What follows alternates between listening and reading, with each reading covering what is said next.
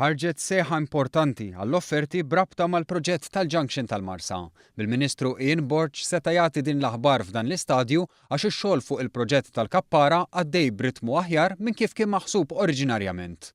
Fl-aħħar xhur diġà kienet aġġudikata s-sejħa għall-iskavar biex mal-mument li jitlesta l-proġett tal-Kappara il-ħidma tibda minnu fih. Issa ħarġet is-sejħa għall-asfaltar ta' toroq alternattivi u toroq fil-livelli ta' isfel.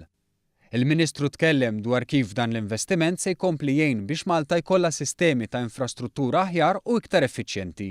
U l-Gvern għandu jagħmel dan mill-iktar fis fil-waqt li josserva il-proċessi li jeżistu.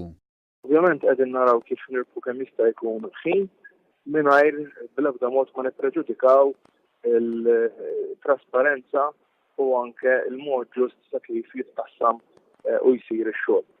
Jiena konvint li l-awtoritajiet qed jifhmu li dan il-Gvern irid idaħħal il-pajjiż f'fażi ġdida fejn intejbu l-kwalità u nżidu r-ritmu tax-xogħol fl-infrastruttura tagħna u allura qegħdin huma jżidu fir-ritmu tax-xogħol tagħhom bħall-awtoritajiet.